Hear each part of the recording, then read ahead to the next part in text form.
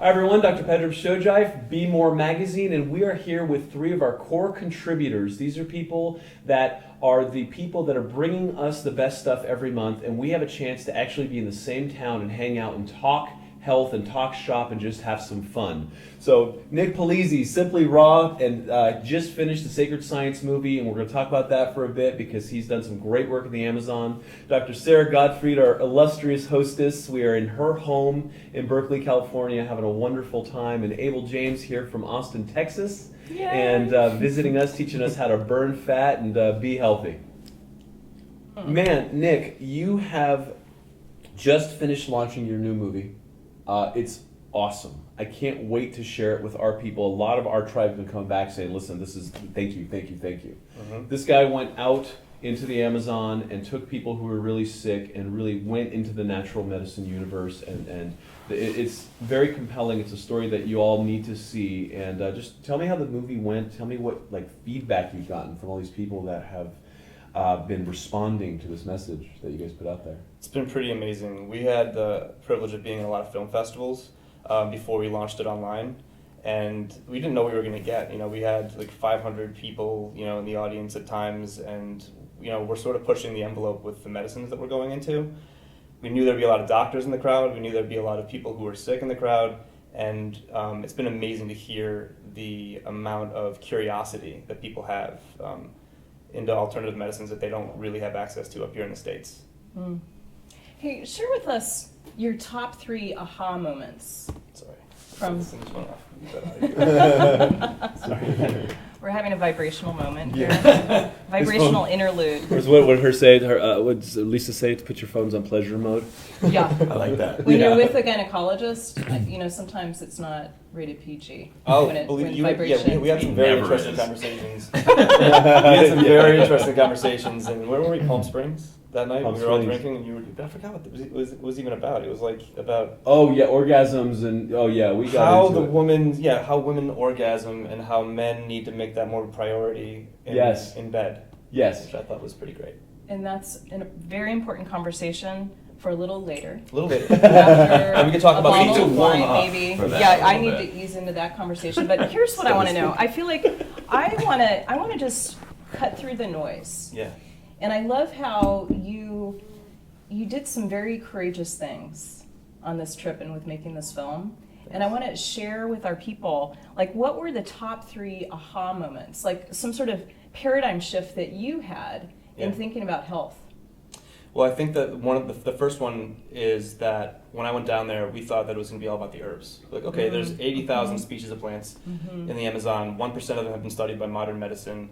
What do the other 99% have, in terms of medicinal value? So we thought it was all going to be about the plants. Yes. But what it really turned out to be is a combination of things, and a lot to do with isolation. Mm-hmm. People being in the middle of nowhere with no one to speak with no devices, and people thought they'd be able to bring down their books and their journals, and they had these big backpacks full of things they were going to do in their hut. We'd warn them they're going to be alone in the middle of nowhere in a jungle hut, only being visited by medicine men every once in a while, but really on their own. So they brought all this stuff, and they thought that we must, be allowing journals, because they got to be able to journal and talk about their thoughts. Even that stuff was taken away from them. So one of the big aha moments is what happens when we take away all the external stimuli that we surround ourselves with up here in the States, and how that alone can really catapult the healing process. This is cool, because I think we don't even realize how wired, how programmed we are until you strip it all away. Yeah. And so you really stripped it all away. And I also love that point about the herbs, because I think just as all of us believe that you don't find the answer to radical health in a prescription pill bottle, I also don't think you find the answer in a supplement or an herb. I think you got to meet the herb in the middle, and sometimes even further than the middle. So I really appreciate that point. Yeah, and I think the idea of we try to jam, maybe this will be the second aha moment, is we try to jam pack our diets with all these great supplements. I'm a big fan of David Wolfe, and he and I have hung out a few times, and he's always like, oh, you got to jam your smoothie with all this stuff. And the people down there, you think that people hear about ayahuasca and these big hallucinogenic plants, and they assume that most medicine men in the jungle specialize in ayahuasca, and that's it. But there are medicine men who specialize in one herb that we've never heard of, that you never will hear of, and it isn't at all psychoactive. It's just a specific kind of herb that might be good for 3 things that aren't very exciting, but they specialize in it. They diet the herb, and they really get to know specific herbs at a time. They don't try to like jam everything at you. You know, you come down there with cancer, they don't try to give you 10 different barks and just try to throw the kitchen sink at you in hopes that one thing will work. They're like, hey, let's try this. I want you to be with this for a week, and let's see how you react to it. Let's see how you bond with this plant, the plant spirit. And I just like that approach. It's really cool. It's more quality. It's more like, hey, let's get really involved in each individual herb as opposed to trying to bombard ourselves with, 20 supplements. So that's so beautiful. So your second aha moment is, what did you say, the spirit, like the plant spirit? Yeah. That's so juicy. Oh my gosh. So that idea of, it makes me think of, you go to your naturopath or you go to your functional medicine doctor and they say, you need an adaptogen. And so they give you this bottle that has 17,000 adaptogens in it. And you're like, what? Yeah. And so this idea of just pulling back the layers and going just to the plant spirit, I know, right? that really lands. That's beautiful. Because there's also something in the subtlety, and maybe this is built into that second answer, is there's such a subtlety to this work. I mean, when you're doing work with herbs and alternative medicine, I think people try to approach it with the same mind that they would approach their doctor who's going in to do surgery. You can't. It's not. You are fully involved in this. Don't try to think that you're just going to take some tea and it's going to magically work. You better start getting to know and love what you're taking. Know and love each individual thing. Like this tea you made me. It's like Are you having a moment? I mean, I want to have a moment, but we're in the middle of this, so I can't. It's a different kind of show.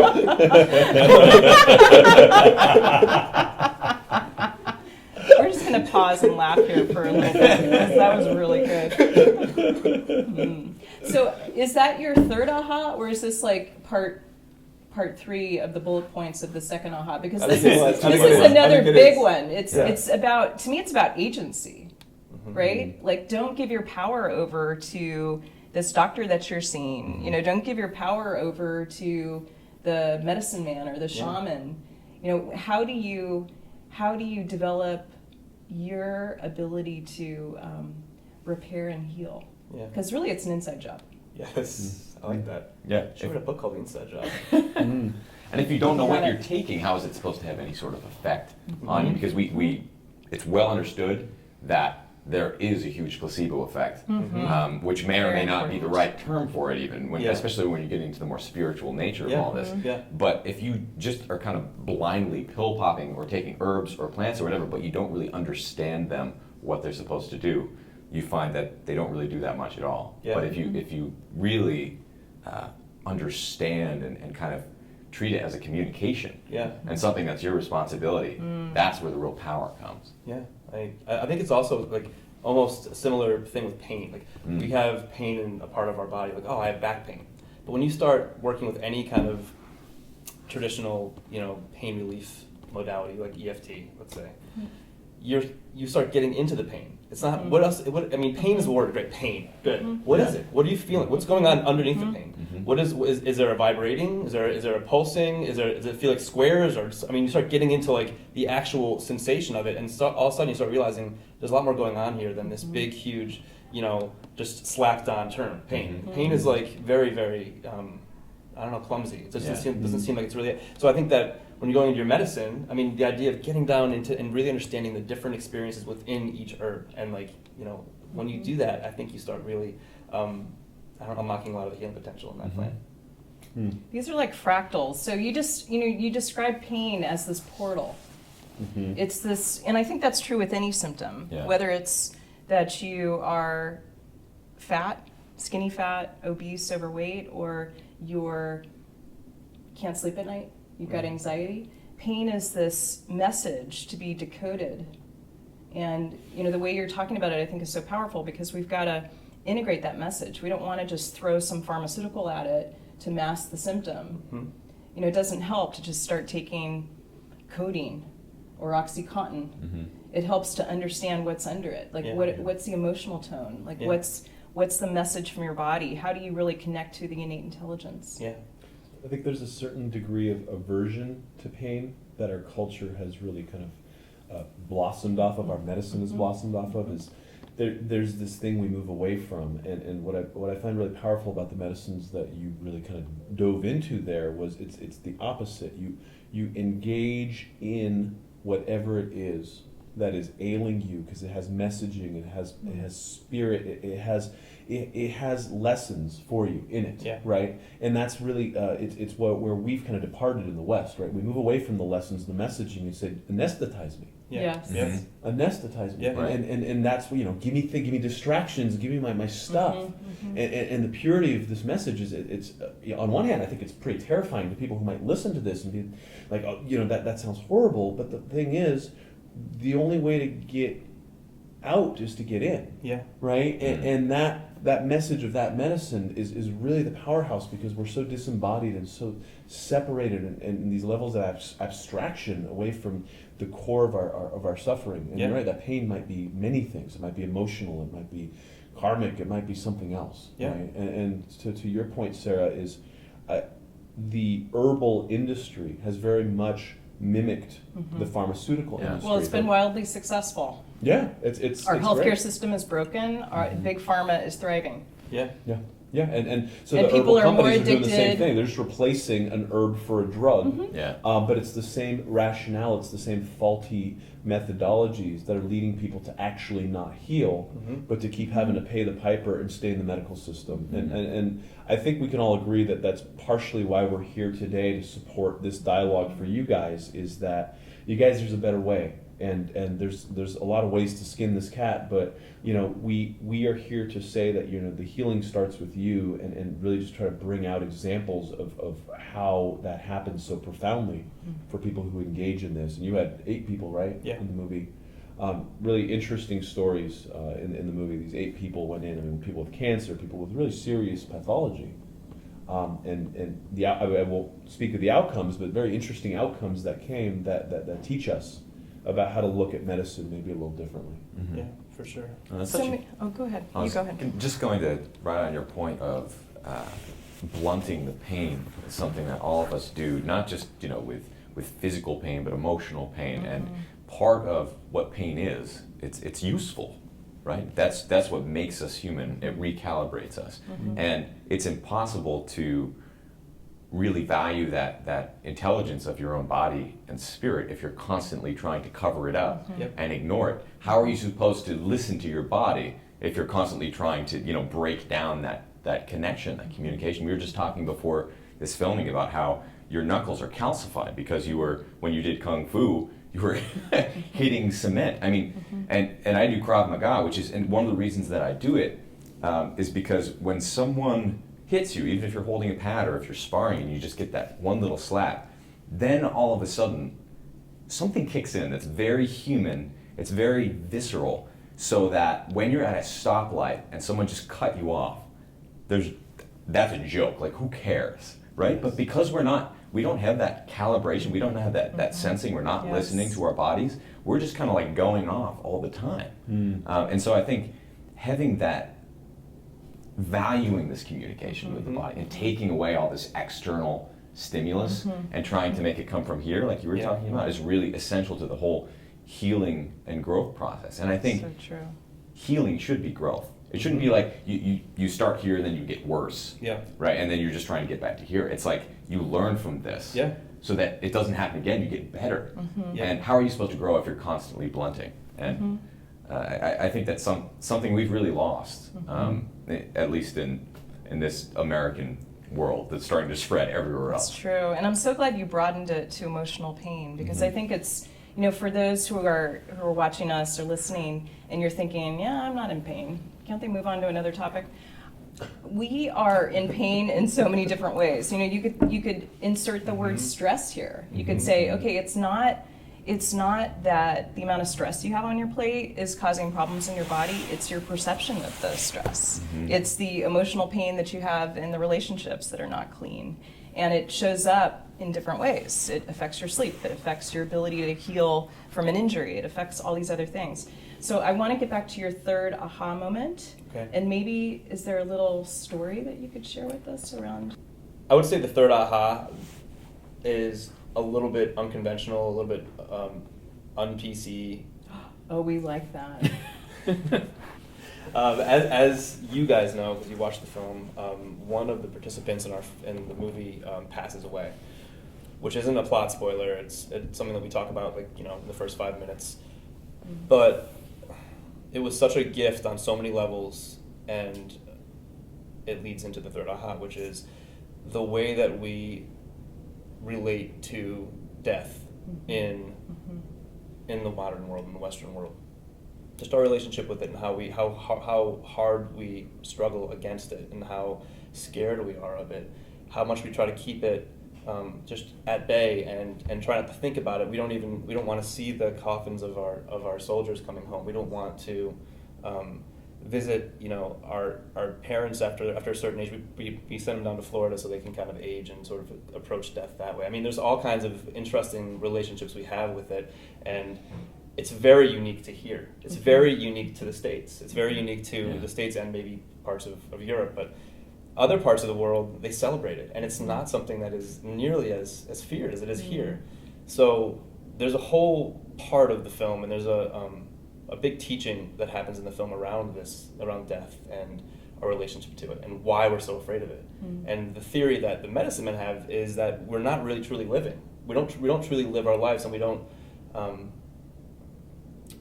don't have a connection to the spirit. We don't have a connection to who we really are. So when it comes time to pass, we don't have any idea what's going to happen next. They're very confident and very calm about what happens next, and they don't think it's anything magical, like the pearly gates. They know it's something. They know it's unknown, but they know that it's profound and it's something to be looked forward to, not to be resisted.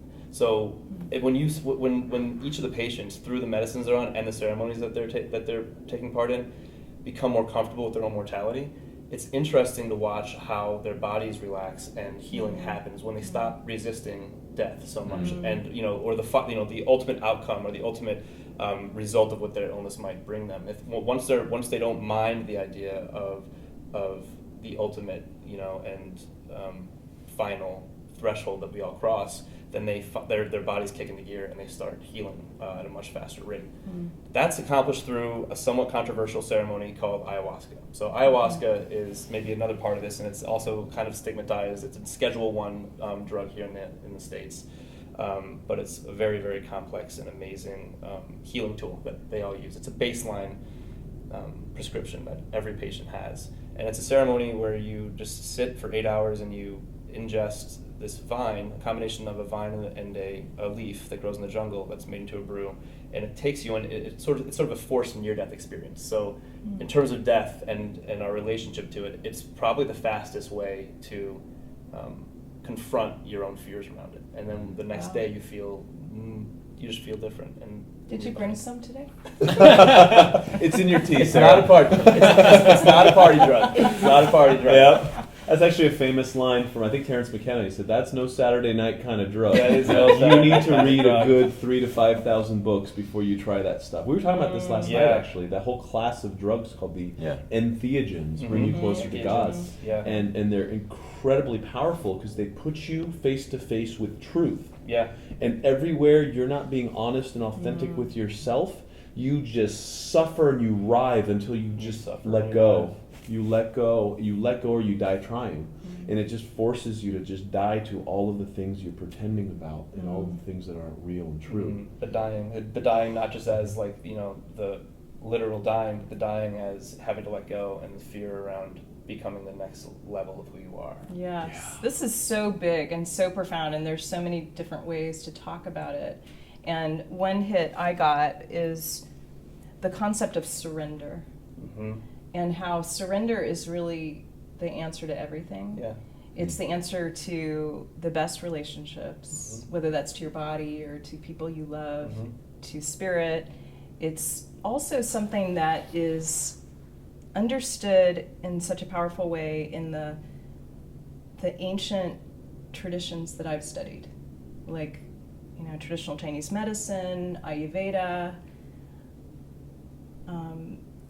and yet in the West, we tend to look at surrender as being this passive, almost disdainful It's a thing. failure. Weak, Yeah, you lose if you surrender. Except 12-step programs. It's really the basis of 12-step healing. Like the most effective strategy we have for addictions in the West is all based on surrender.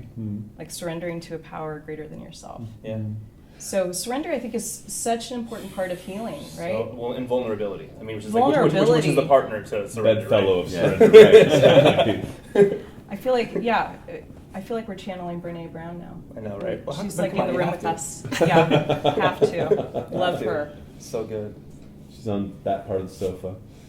Yeah, and I think a part of our misread in the Western model of allopathy and the way medicine runs here is, for the last 50 years, we walk in and we surrender to our doctor, who is working some sort of algorithm taught to them through the pharmaceutical schools, influencing the education and just changing the way we look at health. Because this conversation is a fundamentally different conversation about health Yes. than the Obamacare debate, where they're having a healthcare debate. That's a healthcare finance debate. It's who pays these bills for the wrong way to even look at health.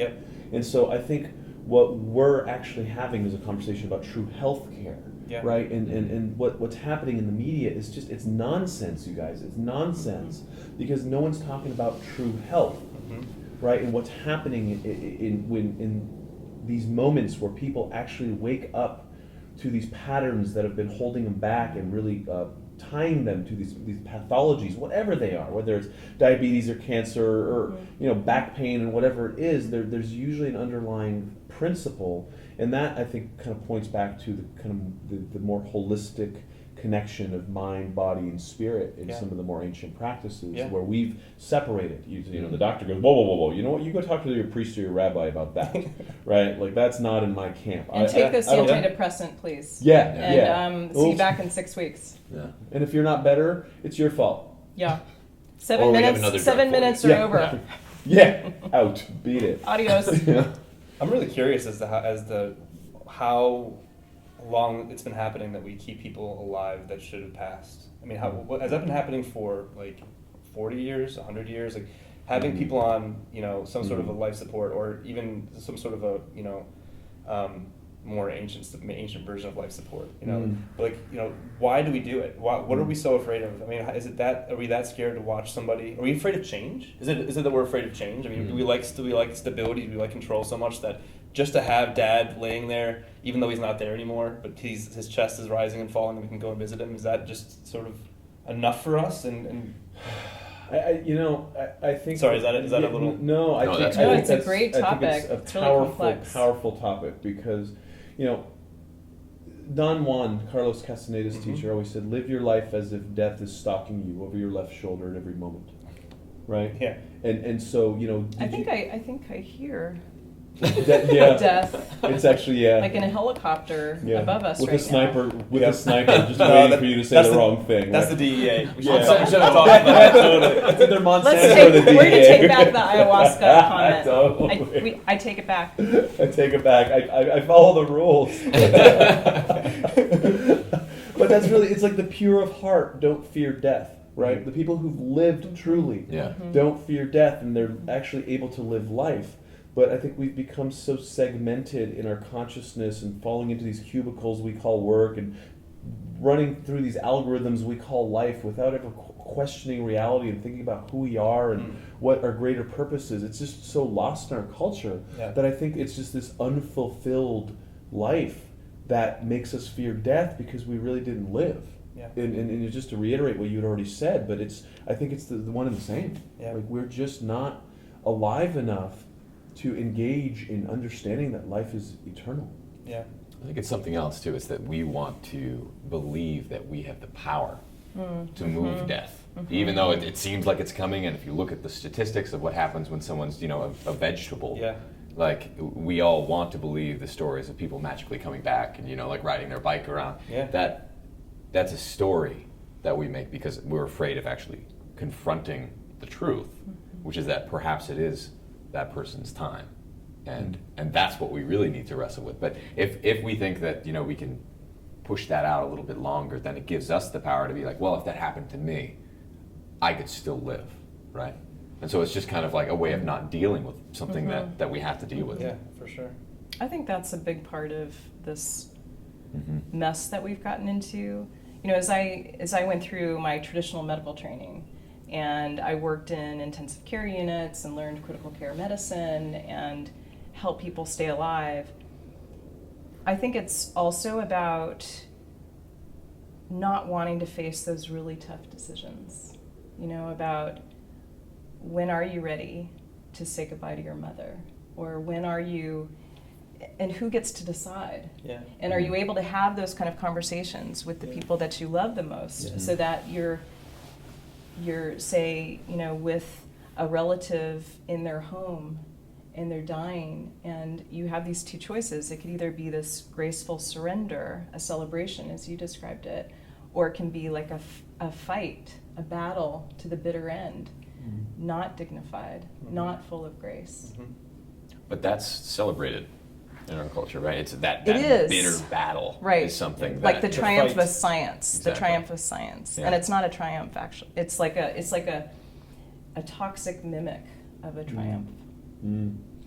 You think about the authenticity of your relationships with people, and the words that should have been spoken that hadn't, and the things that the issues you had with mom and dad when you moved out to individuate. And I think a lot of that is the individuation in our culture. Western culture needs us to go out, and it's ego based in a way. Like, I need to go establish who I am and my identity outside of my bloodline and my lineage and where I came from. Whereas I think a lot, I'm Persian. I come from a traditional culture where your identity and your family are just kind of sloppily mixed the whole way, which leads to codependency and some other issues that are, kind of old world stuff, like Italians and Jews and all these old cultures have all the other kind of sloppy stickiness that we have to deal with in the modern culture of how to be an individual with, mom calling you all the time when you're at work or whatever it is.